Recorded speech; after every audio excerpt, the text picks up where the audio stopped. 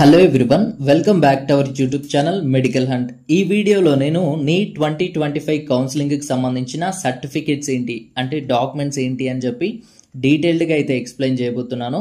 అయితే కొంతమంది స్టూడెంట్స్ ఏంటి అంటే నేను లాస్ట్ ఇయర్ తీసుకున్న డాక్యుమెంట్స్ ఉన్నాయి అంటే సర్టిఫికేట్స్ ఉన్నాయి, అదే సర్టిఫికేట్స్ని నేను ఈ ఇయర్ కౌన్సిలింగ్లో యూజ్ చేయొచ్చా అని అయితే అడుగుతున్నారు.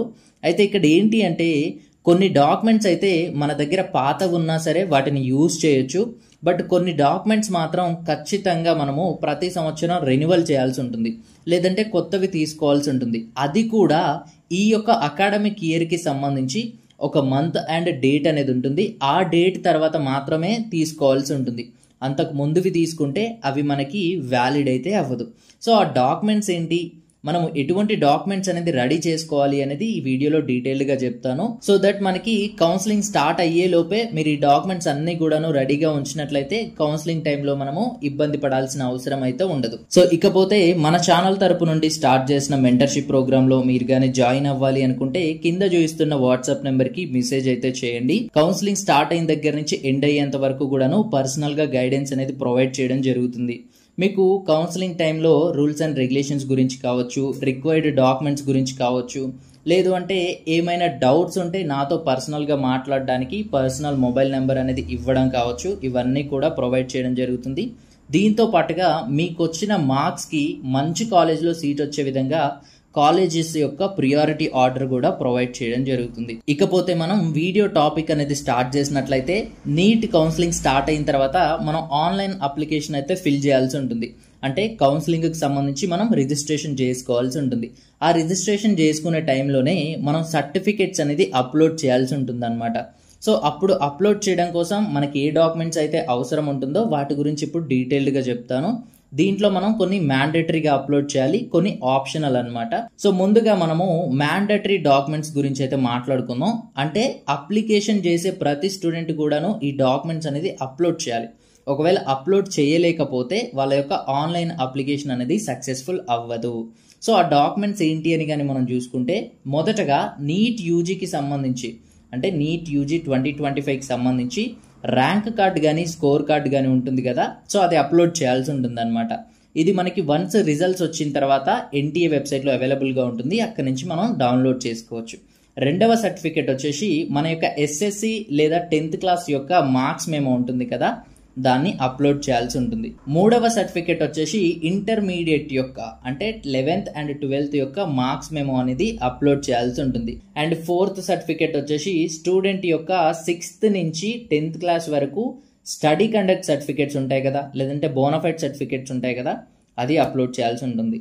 అండ్ ఫిఫ్త్ సర్టిఫికేట్ వచ్చేసి స్టూడెంట్ యొక్క 11th and 12th క్లాస్కి సంబంధించిన బోనఫైడ్ కానీ స్టడీ కండక్ట్ కానీ అప్లోడ్ చేయాల్సి ఉంటుంది. అయితే ఇక్కడ ఒక విషయాన్ని కానీ మనం గమనిస్తే తెలంగాణ కౌన్సిలింగ్లో 6th నుంచి 12th వరకు స్టడీ కండక్ట్స్ అయితే అవసరం లేదు. 9th, 10th, 11th, 12thకి సంబంధించి స్టడీ కండక్ట్స్ ఉంటే సరిపోతుంది అనమాట. ఏపీలో అయితే మనకి 6th నుంచి 12th వరకు స్టడీ కండక్ట్స్ అయితే అవసరం ఉంటుంది. సో ఇదైతే మీరు గమనించాలి. అండ్ 6th సర్టిఫికేట్ వచ్చేసి ట్రాన్స్ఫర్ సర్టిఫికేట్ అనమాట. అంటే టీసీ ఏదైతే ఉంటుందో ఆ టీసీ అనేది మనం అప్లోడ్ చేయాల్సి ఉంటుంది. అయితే ఇక్కడ ఏంటి అంటే కొంతమంది స్టూడెంట్స్ డిగ్రీ డిస్కంటిన్యూ చేస్తారు, లేదంటే డిగ్రీ కంప్లీట్ చేసుకొని నీట్ అయితే రాస్తూ ఉంటారు, లేదంటే ఇంకా ఏదైనా కోర్స్ చేసి ఉంటారు కదా. సో వాళ్ళు మీ టీసీ ఏదైనా పర్లేదు, మీ టీసీ ఉంటే అంటే డిగ్రీ డిస్కంటిన్యూడ్ నుంచి వస్తే మీకు డిగ్రీలో టీసీ ఇస్తారు, అదైనా అప్లోడ్ చేయొచ్చు, లేదంటే మీకు ఇంటర్మీడియట్ మీదనే టీసీ ఉంటే అదైనా ఇక్కడ అప్లోడ్ చేయొచ్చు అనమాట. అండ్ నెక్స్ట్ సర్టిఫికేట్ వచ్చేసి స్టూడెంట్ యొక్క ఆధార్ కార్డ్ అనేది అప్లోడ్ చేయాలి. నెక్స్ట్ వచ్చేసి స్టూడెంట్ యొక్క పాస్పోర్ట్ సైజ్ ఫోటోగ్రాఫ్ అప్లోడ్ చేయాలి. అండ్ ఫైనల్లీ మనకి స్టూడెంట్ యొక్క సిగ్నేచర్ ఏదైతే ఉంటుందో అది అప్లోడ్ చేయాల్సి ఉంటుంది అనమాట. ఇప్పుడు చెప్పినవన్నీ కూడాను మ్యాండేటరీ డాక్యుమెంట్స్ అనమాట. ఒరిజినల్ డాక్యుమెంట్స్ అనేది అప్లోడ్ చేయాలి. దీంట్లో మీరు ఏది అప్లోడ్ చేయలేకపోయినా కానీ మీ ఆన్లైన్ అప్లికేషన్ అనేది క్యాన్సిల్ అవుతుంది. కొన్ని సార్లు ఇక్కడ టీసీ ఏదైతే ఉందో టీసీని మనకి ఆప్షనల్గా ఇస్తారు, అంటే అప్లోడ్ చేయకపోయినా పర్వాలేదు అన్నట్టుగా. But most of the time ఈ టీసీని కూడా అడుగుతారు కాబట్టి ప్రతి ఒక్క స్టూడెంట్ కూడాను కౌన్సిలింగ్ స్టార్ట్ అవ్వకముందు ఈ డాక్యుమెంట్స్ అన్నీ కూడాను రెడీగా పెట్టుకోండి. ఇక మనకి నెక్స్ట్ డాక్యుమెంట్స్ అడిషనల్గా కొన్ని డాక్యుమెంట్స్ అయితే అడుగుతుందన్నమాట. ఈ డాక్యుమెంట్స్ ఏంటి అంటే స్టూడెంట్కి అది అప్లికబుల్ అయితే అప్లోడ్ చేయొచ్చు ఉంటే, లేదు అనుకుంటే అప్లోడ్ చేయకపోయినా పర్వాలేదు. సో ఇది సింపుల్ గా చెప్పాలి అంటే ఏంటి అంటే, కొంతమంది స్టూడెంట్స్ కి ఈడబ్ల్యూఎస్ రిజర్వేషన్ అనేది ఉంటుంది. ఆ ఈడబ్ల్యూఎస్ రిజర్వేషన్ ఉన్న స్టూడెంట్స్ ఈడబ్ల్యూఎస్ కి సంబంధించి సర్టిఫికేట్ అప్లోడ్ చేశారు అనుకోండి, వాళ్ళకి ఈడబ్ల్యూఎస్ రిజర్వేషన్ అనేది క్లెయిమ్ చేసుకోవచ్చు. దానికి సంబంధించిన బెనిఫిట్స్ అనేవి ఉంటాయి. ఒకవేళ అప్లోడ్ చేయలేదు అని అనుకోండి, సో వాళ్ళకి ఈడబ్ల్యూఎస్ రిజర్వేషన్ అనేది ఉండదు, కానీ వాళ్ళ యొక్క ఆన్లైన్ అప్లికేషన్ అనేది సక్సెస్ఫుల్ అవుతుంది, వాళ్ళకు అడ్మిషన్ కూడా వస్తుంది మెరిట్ పొజిషన్ ఉంటే. బట్ ఈడబ్ల్యూఎస్ రిజర్వేషన్ అనేది ఉండదు అనమాట. సో సింపుల్గా అర్థమైందని అనుకుంటున్నాను. ఈ యొక్క ఆప్షనల్ డాక్యుమెంట్స్ అంటే ఏంటి అంటే, మీకు అప్లికబుల్ అయితే అప్లోడ్ చేయండి, అప్లికబుల్ అవ్వకపోతే స్కిప్ చేసేసేయండి, ఇదనమాట. సో దీంట్లో మొదటి డాక్యుమెంట్ వచ్చేసి క్యాస్ట్ సర్టిఫికేట్ అనమాట. అంటే ఎస్సీ స్టూడెంట్స్ కానీ, ఎస్టీ స్టూడెంట్స్ కానీ, బీసీ వారు కానీ, ఓబీసీ వారు కానీ, ఈడబ్ల్యూఎస్ వారు కానీ ఉంటారు కదా, వాళ్ళు దీనికి సంబంధించిన సర్టిఫికేట్ అనేది అప్లోడ్ చేస్తే దీనికి సంబంధించిన రిజర్వేషన్ అనేది క్లెయిమ్ చేసుకోవచ్చు అనమాట. సో ఇక్కడ మనము ఎస్సీ, ఎస్టీ, బీసీకి సంబంధించిన సర్టిఫికేట్స్ ఏవైతే ఉన్నాయో ఇవి మనం లాస్ట్ ఇయర్ తీసుకున్నా పర్వాలేదు, అంతకు ముందు ఇయర్ తీసుకున్నా పర్వాలేదు, ఒరిజినల్ సర్టిఫికేట్ ఉంటే సరిపోతుంది.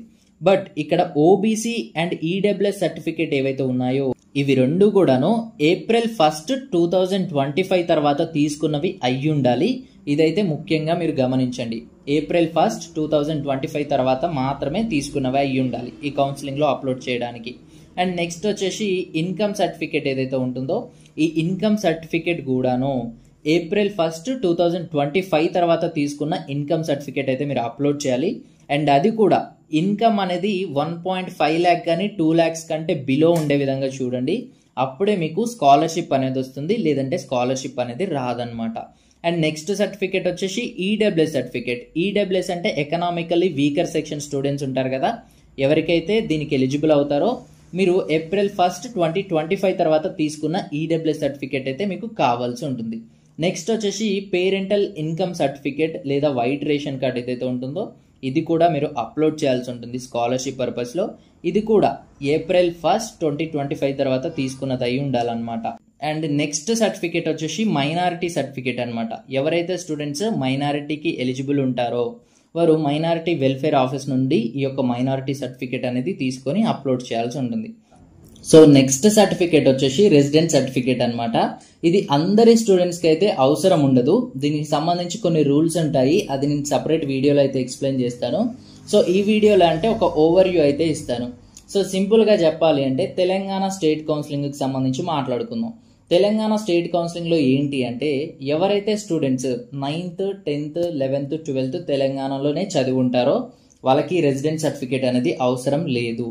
ఇక ఆంధ్రప్రదేశ్ స్టేట్ కౌన్సిలింగ్ గురించి మాట్లాడుకుంటే ఎవరైతే స్టూడెంట్స్ ఆంధ్రప్రదేశ్లోనే స్టడీస్ చేసి ఉంటారో వాళ్ళకి ఈ రెసిడెంట్ సర్టిఫికేట్ అనేది అవసరం లేదు. బట్ ఎవరైతే స్టూడెంట్స్ ఆంధ్రప్రదేశ్లో చదవకుండా వాళ్ళ పేరెంట్స్ ఆంధ్రప్రదేశ్లో ఉండి ఉంటారు కదా, సో పేరెంట్స్ అనేది ఉన్నప్పుడు ఆ పేరెంట్స్ తరపున రెసిడెన్స్ అనేది తీసుకుంటే స్టూడెంట్ కౌన్సిలింగ్కి అయితే ఎలిజిబుల్ అవుతారనమాట. సో ఇది సింపుల్గా చెప్పాలి అంటే దీనికి సంబంధించి సపరేట్ వీడియో అయితే చేస్తాను నేను. అండ్ నెక్స్ట్ సర్టిఫికేట్ వచ్చేసి లోకల్ స్టేటస్ సర్టిఫికేట్ అనమాట. సో ఇది ఏంటి అంటే ఆంధ్రప్రదేశ్ స్టేట్ కౌన్సిలింగ్లో అవసరం ఉంటుంది. ఎవరైతే తెలంగాణ నుంచి ఆంధ్రప్రదేశ్కి మిగ్రేట్ అయి ఉంటారో సో వాళ్ళు ఈ లోకల్ సర్టిఫికేట్ అనేది సబ్మిట్ చేయాల్సి ఉంటుంది, లోకల్ స్టేటస్ సర్టిఫికేట్ అనేది. సో ఇకపోతే మనకి నీట్ కౌన్సిలింగ్ లో స్పెషల్ రిజర్వేషన్స్ అనేది ఉంటుందన్నమాట. ఎవరైతే స్టూడెంట్స్ కి స్పెషల్ రిజర్వేషన్ కి అప్లికబుల్ అవుతారో వాళ్ళు దీనికి సంబంధించిన డాక్యుమెంట్స్ అనేది అప్లోడ్ చేస్తే మీకు రిజర్వేషన్ అనేది ఉంటుంది. మీకు కొంచెం తక్కువ మార్కులు వచ్చినా సీట్ వచ్చే అవకాశం అయితే ఉంటుంది. సో ఆ డాక్యుమెంట్స్ ఏంటి అని కానీ చూసుకుంటే పిఎంసి అనమాట. ఎవరైతే పోలీస్ మ్యాటర్స్ చిల్డ్రన్స్ ఉంటారో వారికి సర్టిఫికేట్స్ ఉంటే అప్లోడ్ చేయొచ్చు. అండ్ నెక్స్ట్ వచ్చేసి ఆర్మడ్ ఫోర్సెస్కి సంబంధించి క్యాప్ కోటా ఉంటుందన్నమాట మనకి. సో క్యాప్ కోటాకి సంబంధించి కూడా మనమైతే డాక్యుమెంట్ అయితే అప్లోడ్ చేయొచ్చు. అండ్ నెక్స్ట్ వచ్చేసి ఎన్సీసీ కోటా ఉంటుంది. తెలంగాణలో అయితే కేవలం గ్రేస్ మార్క్స్ అనేది యాడ్ చేస్తారు, ఆంధ్రప్రదేశ్లో అయితే సపరేట్ కౌన్సిలింగ్ ఉంటుంది ఎన్సీసీ కాబట్టి తక్కువ మార్కులు వచ్చినా సీట్ వచ్చే అవకాశం అయితే ఉంటుంది. అండ్ నెక్స్ట్ సర్టిఫికేట్ వచ్చేసి స్పోర్ట్స్ కోటా అనమాట. స్పోర్ట్స్ కోటా ఓన్లీ ఆంధ్రప్రదేశ్లోనే ఉంది, తెలంగాణలో అయితే లేదు. డిస్ట్రిక్ట్ లెవెల్ లేదా ఎబో ఎవరైతే పార్టిసిపేట్ చేస్తారో వాళ్ళు ఈ యొక్క సర్టిఫికేట్ని అప్లోడ్ చేస్తే మీకు రిజర్వేషన్ అనేది ఉంటుంది. నెక్స్ట్ వచ్చేసి పర్సన్స్ విత్ డిజేబిలిటీ ఉంటుంది కదా, సంబంధించి గవర్నమెంట్ ఇష్యూ చేసిన సర్టిఫికేట్ అప్లోడ్ చేస్తే సరిపోతుంది. అండ్ నెక్స్ట్ వచ్చేసి భారత్ స్కౌట్స్ అండ్ గైడ్స్ అనమాట. ఇది కూడా మనకి ఆంధ్రప్రదేశ్లోనే ఉంది, తెలంగాణలో అయితే లేదు. అండ్ నెక్స్ట్ వచ్చేసి ఆంగ్లో ఇండియన్ సర్టిఫికేట్ ఉంటే ఉన్నవారు అప్లోడ్ చేయొచ్చు అనమాట. అండ్ తర్వాత సింగరేణి ఎంప్లాయీస్ చిల్డ్రన్స్ ఉంటారు కదా, ఇది ఓన్లీ తెలంగాణ స్టేట్ కౌన్సిలింగ్లో మాత్రమే ఉంటుంది. సో ఇది ఆంధ్రప్రదేశ్లో అయితే ఉండదు.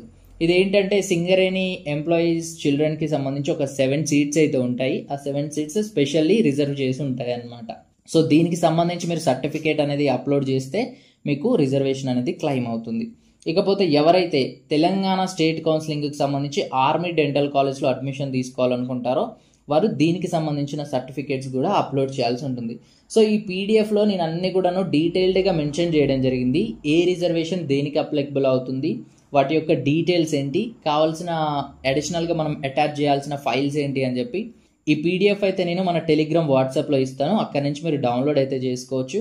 ఆ టెలిగ్రామ్ వాట్సాప్ గ్రూప్లో జాయిన్ అవ్వాలి అంటే కామెంట్ సెక్షన్లో డిస్క్రిప్షన్లో లింక్స్ ఉంటాయి, అక్కడ నుంచి మీరు జాయిన్ అవ్వచ్చు. అండ్ ఇక ఫైనల్లీ ఎవరైతే ఎన్ఆర్ఐ కోటాలో అప్లై చేసుకోవాలి అనుకుంటారో ఎన్ఆర్ఐ కోటాకు సంబంధించి కూడా ఒక 4 డాక్యుమెంట్స్ అయితే అవసరం అవుతుంది. అవి కూడా ఇక్కడ మెన్షన్ చేయడం జరిగింది, మీరైతే చెక్ చేసుకోవచ్చు. సో ఇదండి ఓవరాల్గా మనకి 2025 నీట్ కౌన్సిలింగ్కి అవసరమైన డాక్యుమెంట్స్ అనమాట. సో ఇవన్నీ కూడాను ఒరిజినల్ డాక్యుమెంట్స్ ఉండే విధంగా చూడండి. కౌన్సిలింగ్ స్టార్ట్ అవ్వక ముందే రెడీ చేసి పెట్టుకోవడానికి అయితే ట్రై చేయండి. ఎందుకంటే వన్స్ కౌన్సిలింగ్ అనేది స్టార్ట్ అయితే ఇబ్బంది పడతారు కాబట్టి ముందే అయితే చెప్తున్నాను. సో వన్స్ కౌన్సిలింగ్ అనేది స్టార్ట్ అయిన తర్వాత మళ్ళీ మీకైతే ఒకసారి అప్డేట్ చేస్తాను, ఏమైనా అడిషనల్ డాక్యుమెంట్స్ అడిగినా ఏమైనా చేంజెస్ ఉన్నా. బట్ ఆ లోపు మీరు ఈ డాక్యుమెంట్స్ అన్నీ అయితే రెడీ చేసి పెట్టుకోండి. సో ఈ వీడియోలో చెప్పిన ఇన్ఫర్మేషన్ అయితే మీకు యూజ్ అయిందని అనుకుంటున్నాను. వీడియో నచ్చినట్లయితే ఒక లైక్ చేయండి. అండ్ అదేవిధంగా ఇంకా ఏమైనా డౌట్స్ ఉంటే కామెంట్ సెక్షన్లో కామెంట్ చేయండి. అండ్ ఇలాంటి మరిన్ని వీడియోస్ కోసం మన ఛానల్ని సబ్స్క్రైబ్ చేయండి. Thanks for watching.